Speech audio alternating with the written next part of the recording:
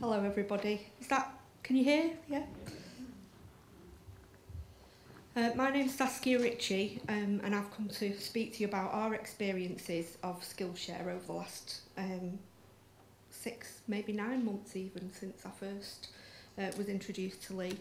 And I'm coming to speak to you from Crewe Women's Aid today, which is a long-standing organisation which began in 1978, offering space to women and children who were fleeing domestic abuse.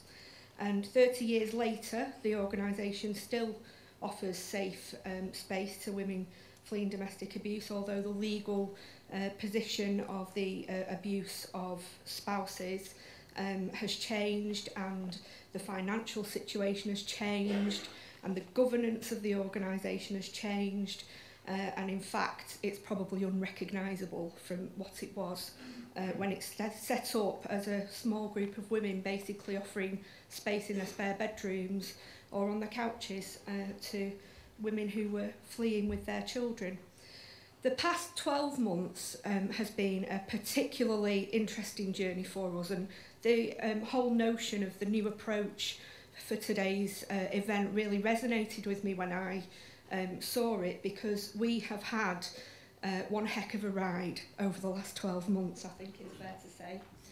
12 months ago yesterday, I started my new job, which was really exciting. I was thrilled to bits to get this role as manager in this wonderful organisation with a 30-year track record in the field that I've chosen to work in for the last 20 years of my life. And on that day, 12 months ago yesterday, I found out that the organisation had lost 100% of its funding. It had been contract funding for 7 years and that money had gone. That we had a complex service that was being delivered by a team of 10 staff and enough money in the bank to perhaps eke out 12 months of existence, if that's indeed what we decided to do. So my enthusiasm rapidly changed to panic, but not for long. We had choices to make, and we had to think about whether we would even continue as an organisation. We had 12 months to eke out our survival, which we were extremely fortunate. The management committee had been prudent with their funding, and they'd managed to raise these reserves. And the management committee felt that with time there could be some plans drawn up, that with plans we could start to identify some new goals, and that once we had goals we could take over the world and achieve anything. So it was therefore very important that we don't panic, which is obviously what my first reaction was, having left a secure, stable role in another organisation for one that didn't have quite 12 months. So we went back to basics. We started to really look at ourselves and ask, what is it we do? Why are we doing it? Is it still what we should be doing? We were asking all the where's, what, why, how. How do we know it's what we should be doing? We had to literally revisit everything from our aims and objectives as a charity, our vision, what our principles were as an organisation, what our governance looked like and how that needed to be, looking at partnerships and looking at the services we delivered. And we also needed to start to understand better the wider context of the work that we were doing, both in Cheshire East but also nationally, because there have been changes legislatively around violence against women and girls, and there has been changes in funding and changes to contracts, so that organisations like ourselves up and down the country are literally closing their doors, bringing in the administrators. Unfortunately, the Potteries Women's Aid is winding down as we speak because of a similar loss of funding. So it was a major, major situation, and one that you know, I don't think anybody's quite equipped for on the first day of a new role.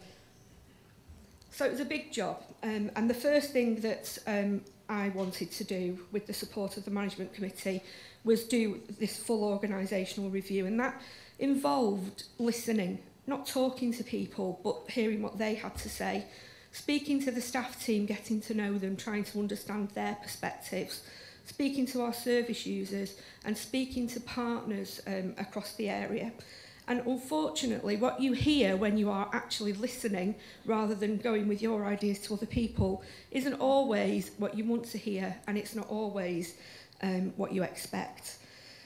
I heard that I was working for an organisation that was quite isolated, that was very inward-looking, that was very focused on its own service to the exclusion of anything else that might be going on locally or regionally or nationally, and that gave me pause for concern. There were good things that I heard, and I want to make that clear. It wasn't all bleak and desperate. Unfailingly, the service users who had been supported by Crewe Women's Aid had had a positive and very empowering experience. And we had this staff team of 10 who were used to making a real difference in people's lives. And you can't always have that everywhere, so that was a massive resource. We had a management committee who, faced with this 12 months limited amount of funding, were willing to really be open-minded and try new things, were willing to experiment, were willing to take some risks, which isn't always the case. And we had partners that did recognise that although perhaps as a partner we weren't as active as we could be, our service was a strong service. And it was kind of at this point that SkillShare came into my radar. Caroline from CVS and Lee Ramsden from Towery, who's doing the brokerage for SkillShare, came to see me and had a chat about the project and about how we were going to they were going to try to develop this marriage of charities and businesses, and it all sounded really good. I was very impressed and keen to get any support that we could in the situation we were in. And I was also brutally honest. I think Lee will agree about our situation, my concerns for the future, and what our strengths and our weaknesses were. And I think that was really important because it enabled Lee to get a genuine understanding of where we might have some areas that could be supported, rather than me trying to present a false picture where everything was rosy. We were just very, very clear. I just want to, as a brief aside, take a moment to say where we were in terms of networks at that point that I met Lee. We were a member of the Cheshire East Domestic Abuse Partnership, which is a really important partnership in the field of domestic abuse. It combines the police and probation, health, social care, every agency that might ever encounter any issues around domestic abuse, and coordinates all of that work. We were a member, but we weren't regularly attending meetings. We weren't working closely with other partners across that partnership, and there was certainly not any involvement outside of those partnership meetings in subgroups or anything else that might be relevant. And we had no experience of working with organisations different to ourselves that weren't registered charities, that weren't in this sector. So it was kind of, I think we were maybe a little bit seen as the poor little cousin who occasionally attended meetings and didn't really have a lot to contribute. And that, I believe strongly, was doing us quite a lot of damage in terms of our reputation and our potential. So since we met Lee, bearing in mind that that's where we were then, and I've put here that he was one of the most positive things to happen to us over the last 12 months, and he can pay me for that later. We've completed our organisational review. It was a massive job. It's changed our structure, it's changed our governance, it's changed our image. We've got a fancy logo and colour schemes and branding and things that we never even thought about. We had a little clip art image before that people recognised us by, and now we've got a colour scheme and things that we just hadn't thought about, businessy type things that have helped us quite a lot. We've lost 2 management committee members, and I strike that as an achievement because they'd been there for over a decade, and we needed new blood on the management committee. We needed to change things around a little bit. We've gained 3 new management committee members, one of whom is from a minority community that we have particular issues with in Cheshire East, and that's been absolutely superb for us in bringing in people from that community. We've undertaken a comprehensive evaluation of our service, which has led us to have a report called In Our Own Words about our service, which allowed us to identify a fresh understanding of what our service users needed. We thought we were doing what they needed, and we'd never asked them what they needed, and we hadn't asked them what they wanted. And what they told us was really, really interesting.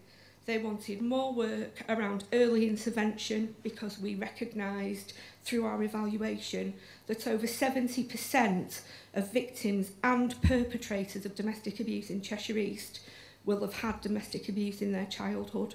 That is a huge statistic and really important for us in understanding how much work we need to put in with the children who are in abusive situations now, so that they don't repeat those patterns in the future. We also heard from our service users that they wanted us to do more with them, more than just accommodation, more than just support. They needed to learn new skills, they needed to develop personally so that they had the strength to not keep making the same life choices. And we've developed a massive pilot of 13 different programmes for adults and children and young people who've experienced domestic abuse that's been incredibly successful. And also, very interestingly, we got feedback from service users that they would like us to do some work with perpetrators, that where a perpetrator acknowledged that they had an issue and felt they wanted support, there was nowhere to go, and there has been nowhere to go. And that's something that we have been able to have a look at and try to get some funding for. So, interestingly, given that we lost 100% of our funding, we've actually expanded our service quite significantly. We've got a new unit, which is our new community training venue. We've got a whole host of activities on around change and personal development, as well as lots of different leisure type activities. We've been successful in gaining 2 new contracts from Cheshire East, and I think we've built a much more positive, stronger relationship with Cheshire East and the other partners on the partnership. We have a 3-year strategic plan, which I have to say previously we probably didn't know what one was as an organisation. We certainly hadn't had one before. It's very clear, it prioritises exactly where we're going and exactly how we're going to get there. We've achieved financial stability for at least the next 2 years, starting from April, which has been a massive bonus to us, because we originally just had that little 12-month time slot. And overall, the expansion, I think, has been a really positive thing.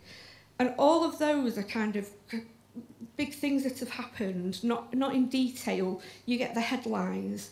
A lot of that work has come through the support of SkillShare. These are just examples of our new structure and an overview of our funding strategy. And we've got our strategic plan and our evaluation document. If anybody ever wants a copy of them, just drop me a line and I'll email them over. So this is what I've learned from Lee over the last 9 months. He has taught me a SkillShare masterclass. Number 1, network, and it could probably go on another dozen times, with an open mind to being genuinely collaborative and working together with other organisations, not just going into that thinking what you need right now and what you want from that other party.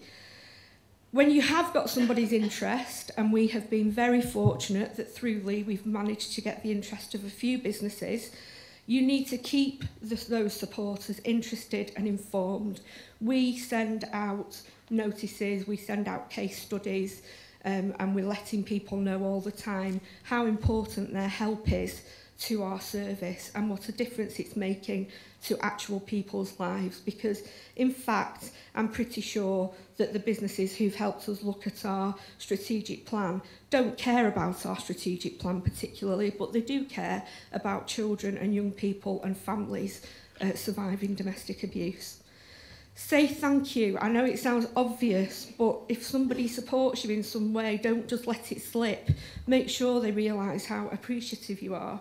And it grows, it really does. Some of the support we've had has started off very small and has developed.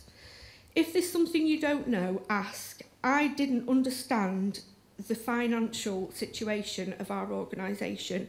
I'd never had to deal with investments and properties before. I asked Lee to help me with that. Lee actually attended a meeting with a funder to explain the situation to them, and so impressed them that they're coming out to see us with a view to giving us £50,000 a year over the next 3 years, which is a huge, huge amount of money for us. I'm confident that I wouldn't have been able to explain things in the way that Lee was able to explain them. Become influential in local networks. We are no longer the poor cousin of Cheshire East Domestic Abuse Partnership. We chair the Specialist Services subgroup. We attend every meeting. We attend every multi-agency abuse, response to abuse conference. We sit on the serious case review panel. We're taken seriously by our partners. And also make sure that you get any links you can to local businesses.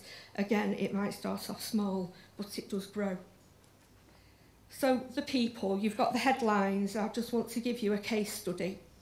We had a young mum in our refuge with a massive, massive history of domestic abuse, and she was completely unable to settle. She couldn't engage with us.